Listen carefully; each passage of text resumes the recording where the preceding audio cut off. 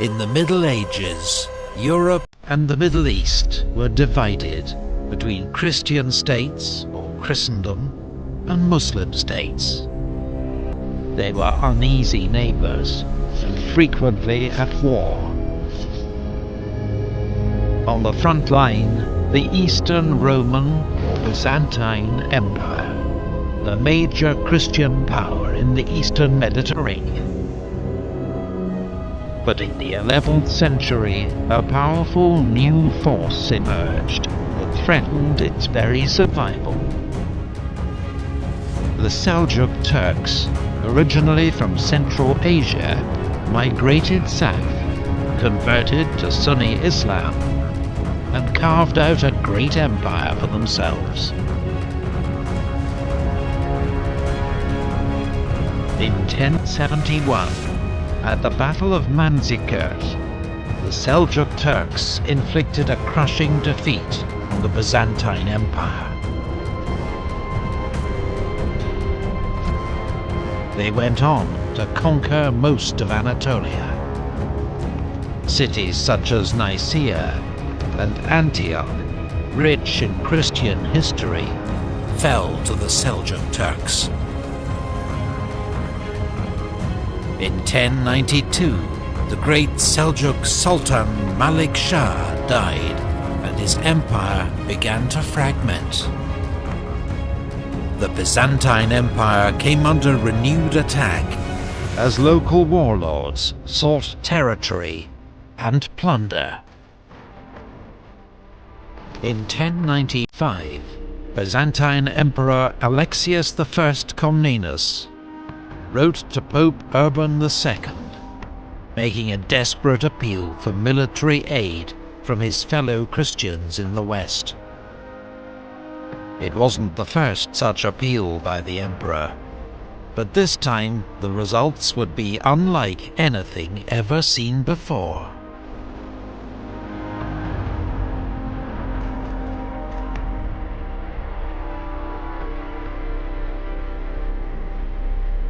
Pope Urban saw the emperor's appeal as a golden opportunity, a chance to heal the rift that had emerged between Western and Eastern churches in the Great Schism. To assert his own papal authority over the unruly barons and bishops of Western Christendom, and to drive back the infidel and reclaim Christianity's most holy sites, most of all Jerusalem, lost to Muslim rule 400 years before.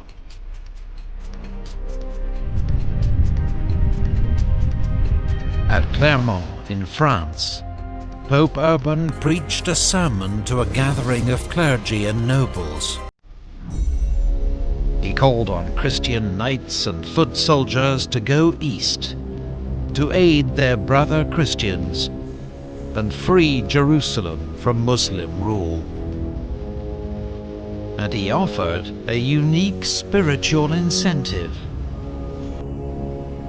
Whoever, for devotion alone, not to gain honor or money, goes to Jerusalem to liberate the Church of God, can substitute this journey for all penance. He was offering Europe's knights, who lived in fear of damnation because of the violent lives they led, the chance to atone for their sins through holy war. What's more, their objective, Jerusalem, was a city that captivated the medieval imagination like no other. The most holy place on earth. The Pope's offer exhilarated his audience.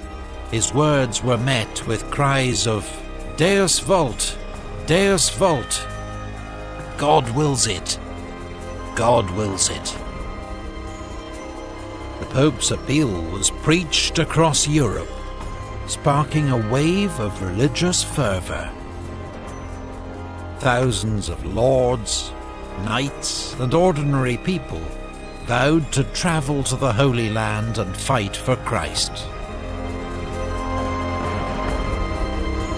They identified themselves by wearing a cross, later becoming known as Cruce Signatus, Crusaders.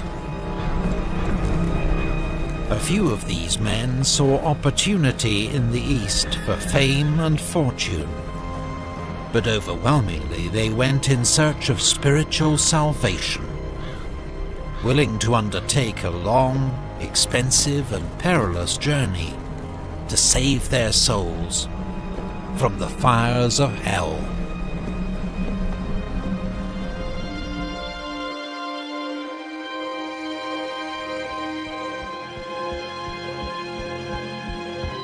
Pope Urban had intended the crusade to be led by nobles and made up of knights and experienced soldiers. But the viral success of his appeal led thousands of ordinary townsfolk and peasants to take the cross, many inspired by a French priest known as Peter the Hermit, who became leader of this so-called People's Crusade. In the Rhineland, some of these crusaders, fired up by old prejudices and talk of holy war, attacked local Jewish communities, slaughtering around 5,000 men, women and children, and extorting money from those they spared. These massacres were condemned by the Church, but to little effect. In the summer of 1096, the People's Crusade, 20 to 40,000 strong, made its way east. The main contingent, led by Peter the Hermit, travelled along the river Danube. But they were ill-disciplined and poorly prepared. When they ran out of food in Hungary, they attacked and looted Christian settlements. They continued to pillage the land of their supposed ally, the Byzantine Empire. When they reached Constantinople, the emperor quickly ferried them to Anatolia to be rid of them. In enemy territory, lacking discipline or leadership, their main force was soon ambushed and slaughtered by the Turks.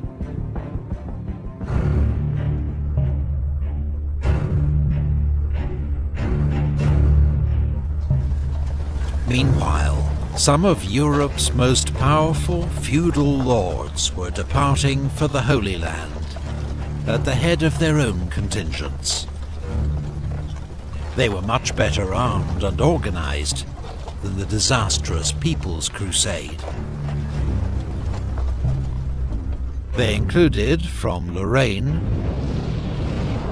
Godfrey of Bouillon, with his brothers Eustace and Baldwin of Boulogne,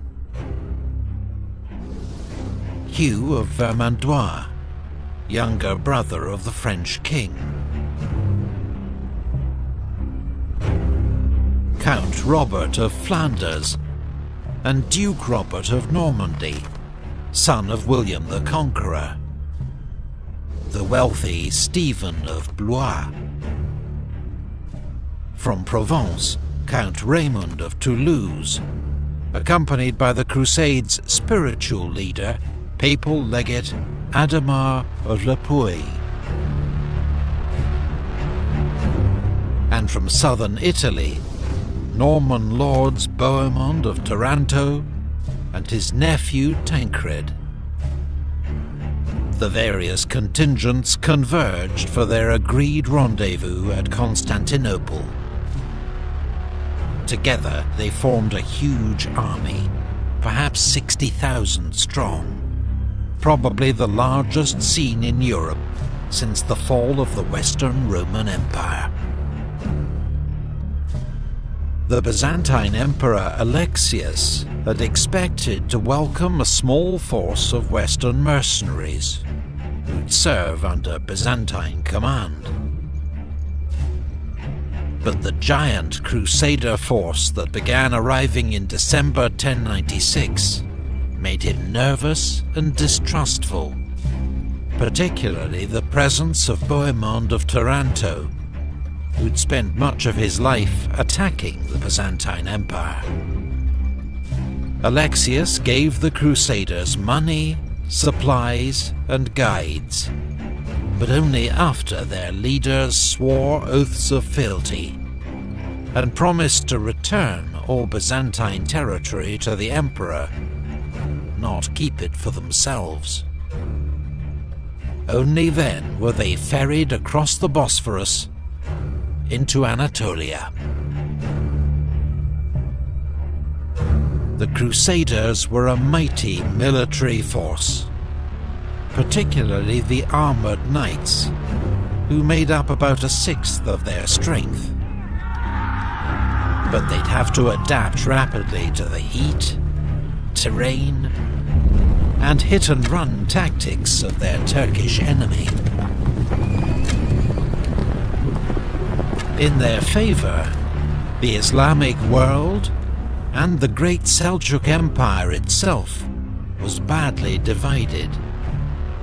Its Turkish governors, or atabegs, were busy fighting each other, as well as the Shia Fatimids of Egypt. None of them was prepared for the First Crusade, or had any real understanding of its strength or aims.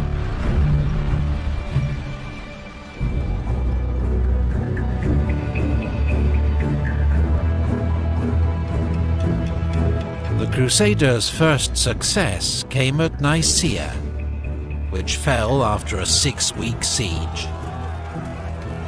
But the city surrendered to the Byzantine forces, cheating the Crusaders, as they saw it, of their rightful plunder. It was a further strain on the delicate relations between Crusaders and Byzantines. They began marching inland, through intense summer heat, in 2 columns, a vanguard under Bohemond of Taranto, and rear guard under Godfrey of Bouillon. Near Dorylaeum, Bohemond's vanguard was ambushed by the main Turkish army.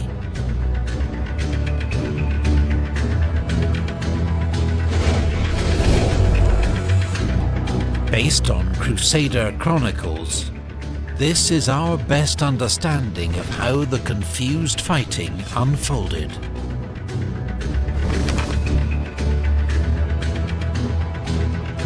Bohemond, seeing he was about to be attacked by a large force of enemy cavalry, sent an urgent message to the rearguard, asking for assistance.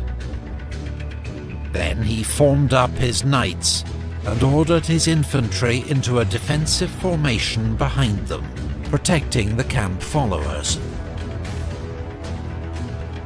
The Crusaders came under attack from all sides, facing a hail of arrows from Turkish horse archers, as well as javelins, and hit-and-run strikes from their faster light cavalry.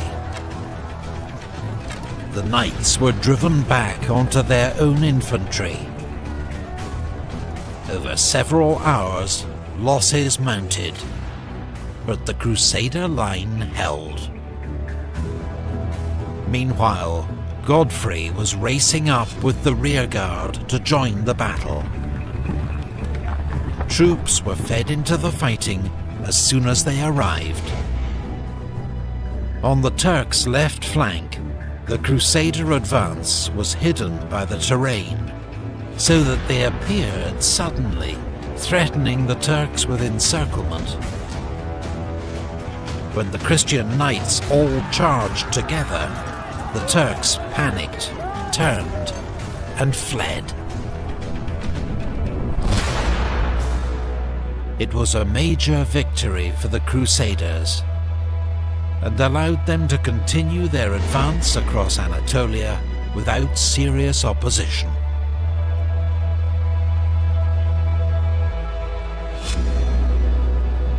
At Heraclea, they defeated a small Turkish force, then split up.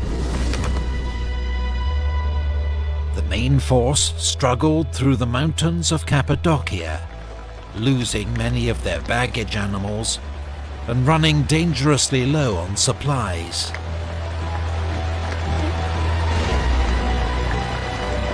Meanwhile, Baldwin of Boulogne and Tancred, probably out to seize land and plunder for themselves, travelled south into Cilicia, capturing the city of Tarsus and other settlements.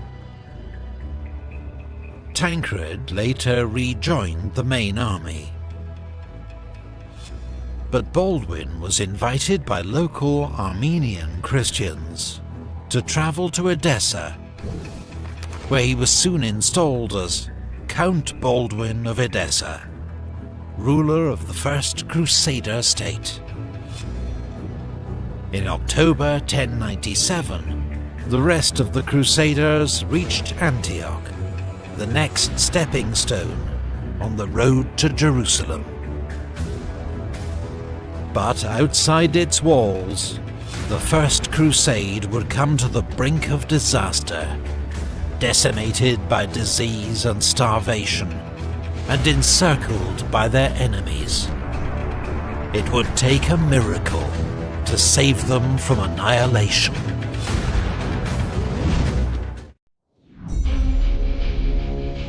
October 1097. 2 years had passed since Pope Urban II preached a crusade to help the Byzantine Empire in its war against the Seljuk Turks. Now the First Crusade had reached the great city of Antioch.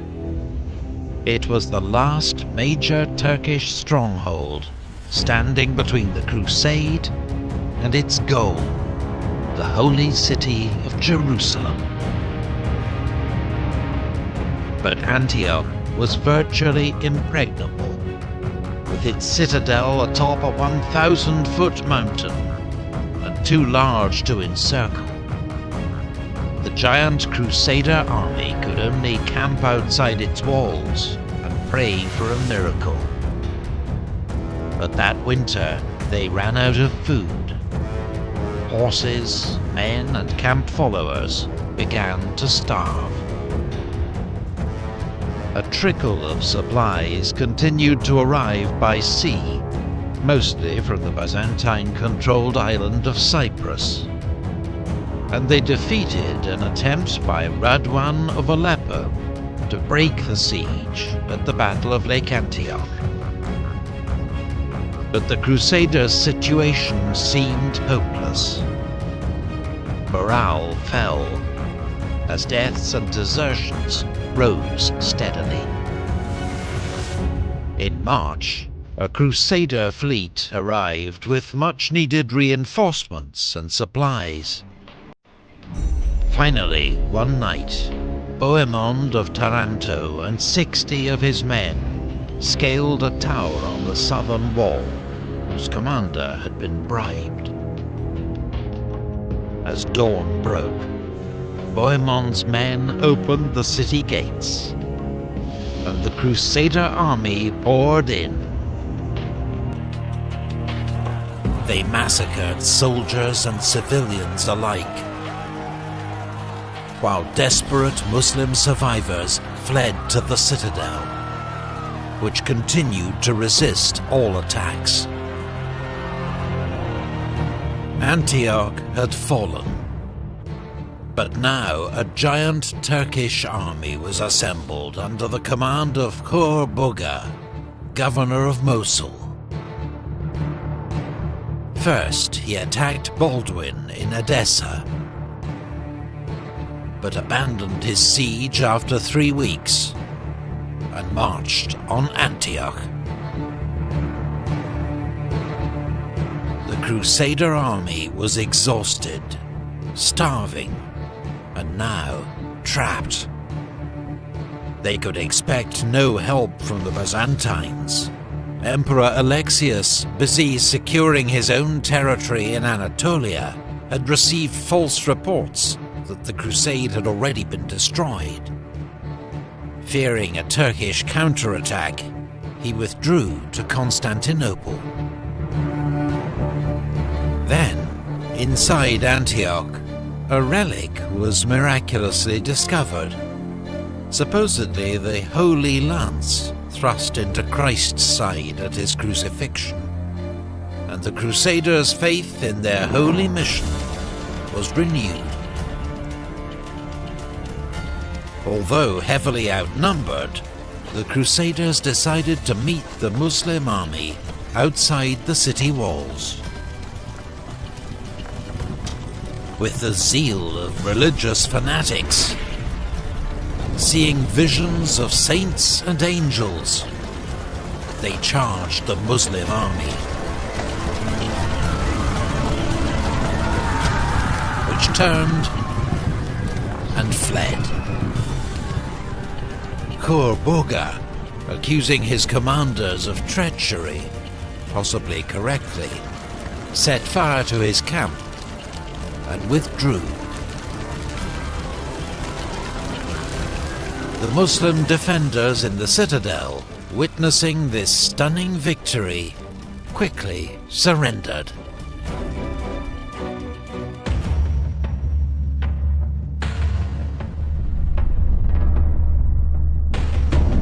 In summer 1098, Fatimid forces from Egypt captured Jerusalem from the Artukid Turks. Al-Afdal, Grand Vizier or Chief Minister of Egypt, saw the Seljuk Turks as his greatest enemy, and even tried to make an alliance with the Crusaders against them. But the Crusaders were not interested. Instead, they spent 5 months around Antioch, foraging supplies and arguing among themselves. Stephen of Blois and Hugh of Vermandois had already given up and returned home. Now Bohemond of Taranto claimed the former Byzantine city of Antioch for himself, breaking his oath to Emperor Alexius to return such territories to him. Bohemond argued that the emperor had broken the oath first by failing to help the Crusaders during the siege. Divisions deepened after Bishop Adhemar of Le Puy died from illness. He'd been the Crusade's spiritual leader and a unifying presence on their council. Meanwhile, Crusaders carried out a brutal massacre of civilians at Ma'arat al-Numan. Pressure from the mass of ordinary Crusaders forced their leaders to put aside their differences and march south towards Jerusalem. Except for Bohemond, who remained in Antioch, where he declared himself prince. As the Crusaders entered Fatimid territory, many local rulers offered up money and supplies to avoid violence. Other villages had been abandoned. As the Crusaders neared Jerusalem, they found wells poisoned, trees cut down, and animals driven away. Anything that could help the Crusaders had been destroyed. On the 7th of June 1099, the Crusaders got their first sight of Jerusalem. Many fell to their knees and wept with joy. But they faced a serious challenge. They were now reduced to about 12,000 fighting men, not enough to encircle the city, and they were running out of food and water. Jerusalem would have to be taken by storm.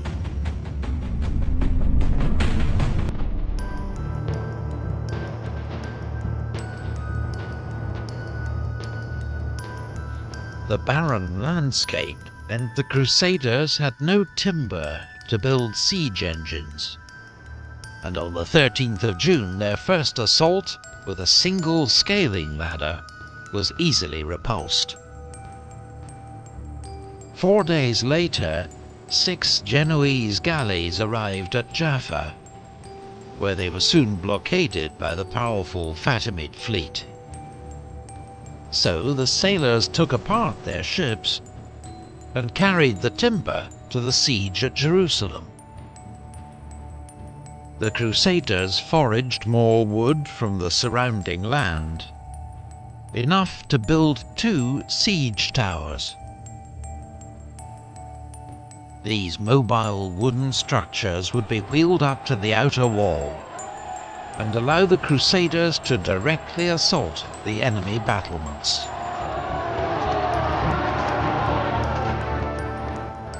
One tower was stationed with Raymond of Toulouse's forces in the southwest. The other was with Godfrey of Bouillon's troops to the north. On the 8th of July, seeking God's aid in the impending assault, the entire crusade walked in procession around the city, finishing with a religious service on the Mount of Olives.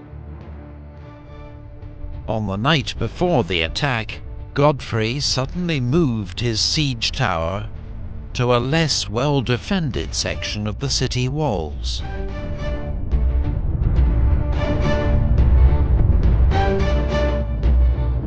The final assault began on the 15th of July, 1099.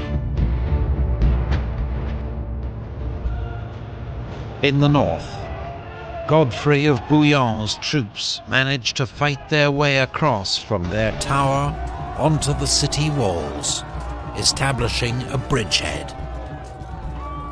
Soon they were inside the city, and overcome with religious euphoria and pure bloodlust, they went on the rampage, butchering soldiers and civilians, Jews and Muslims, women and children. It was an orgy of shocking, prolonged slaughter, barbaric, but not unique for the age. The First Crusade had secured its goal in the face of overwhelming odds. And just 4 weeks later, at the Battle of Ascalon, the Crusaders smashed a Fatimid relief army sent to recapture Jerusalem. Most Crusaders, their vows fulfilled, soon returned home to Europe. Only around 300 knights remained to defend Jerusalem under Godfrey of Bouillon, now named Defender of the Holy Sepulchre. The man who'd set these great events in motion, Pope Urban II, did not live to hear the news that Jerusalem had been taken. He died just 2 weeks after the city's fall. The new Crusader states that emerged, the Kingdom of Jerusalem, the County of Tripoli, the Principality of Antioch, the County of Edessa, lived on precariously, surrounded by enemies. And the Muslim world would not remain so catastrophically divided for long. Soon it would unleash its own holy war against the Crusader states, turning the Holy Land into a battleground for almost 2 centuries. In response, more crusades would be launched from Europe, but none would ever match the bloody, spectacular success of the First Crusade.